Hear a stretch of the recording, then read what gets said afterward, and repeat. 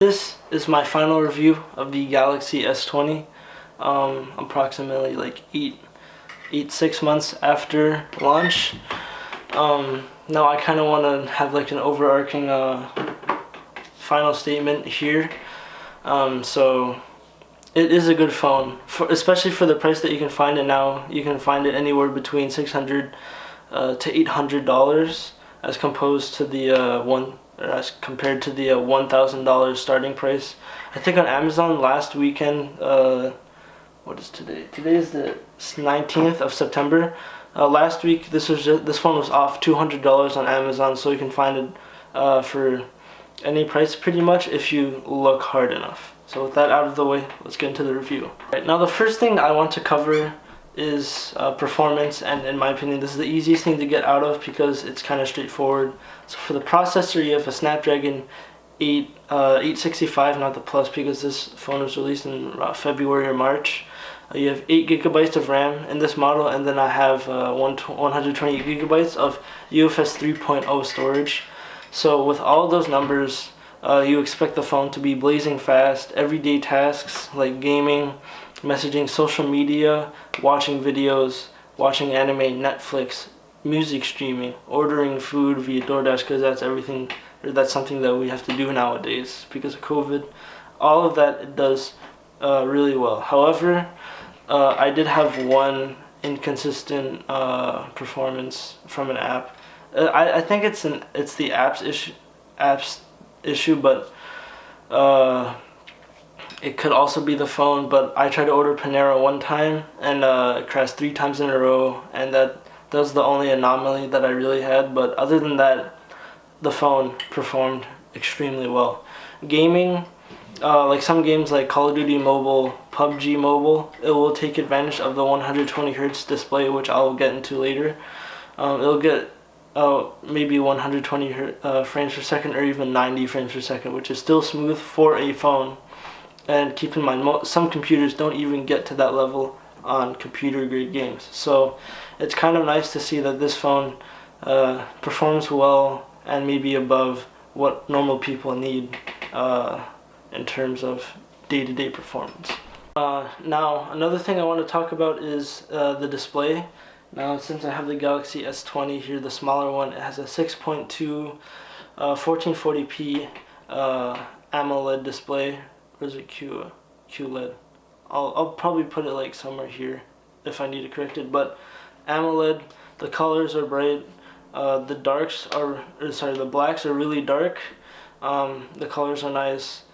Of course, you can calibrate it in settings, but out of the box, I think it's really nice. You don't really need to adjust it. That's in my opinion. I didn't really adjust anything out of the box display-wise, other than changing the refresh rate to 120 Hz, which this display can actually take advantage of. Now, it's probably because I personally game at 144 Hz, and I'm kind of used to 144 Hz.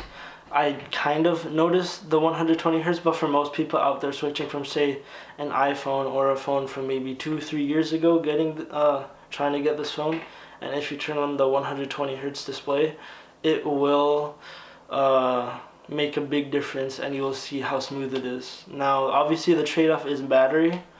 Now, this phone, the Galaxy S20, has a 4,000 milliamp hour battery.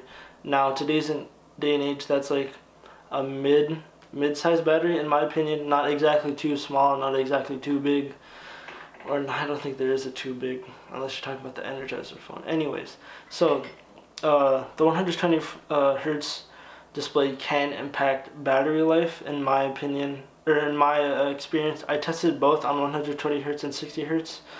It impacted, I'd say, maybe about an hour of screen on time, which is kind of accurate, I think, of Samsung's testing.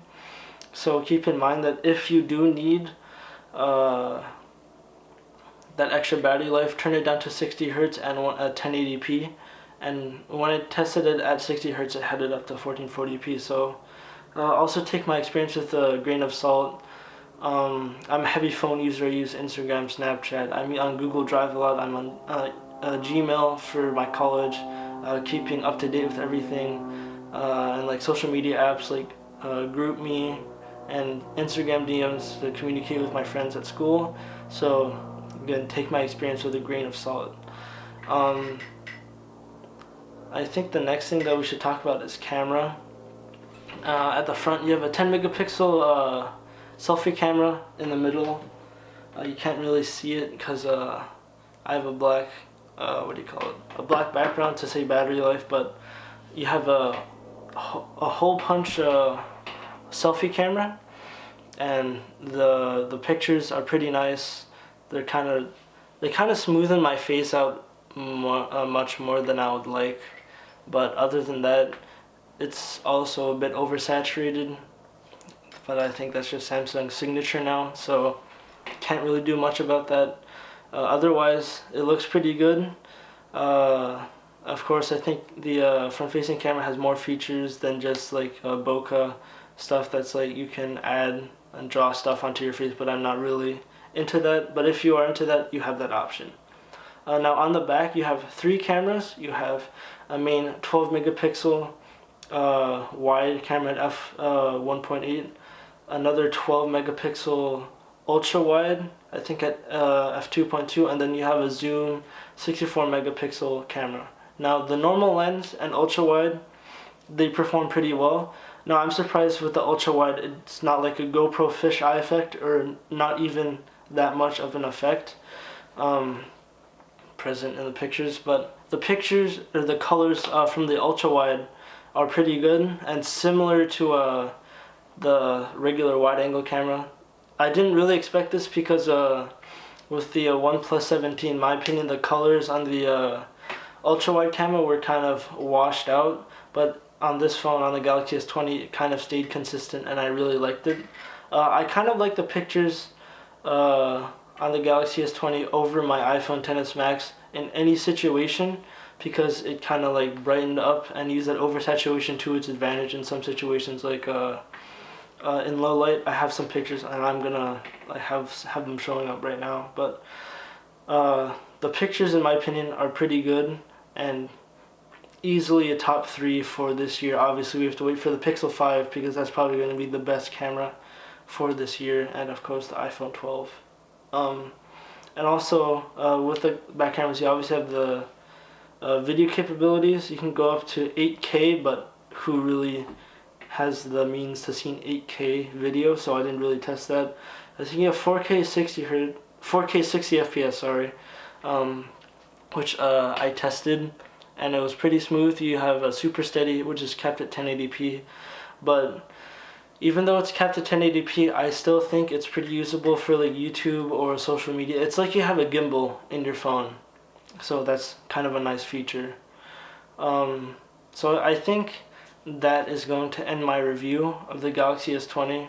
So overall, you have good hardware, you have a good display, you have exceptional hardware with the Snapdragon 865, and with the 12 gigabytes of RAM, you have a good display with good colors and a good refresh rate.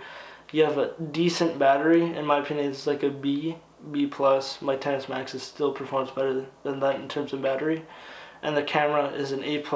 It's really good, extremely usable, and something I think most people would enjoy. So thank you guys for watching, and I'll see you in the next video.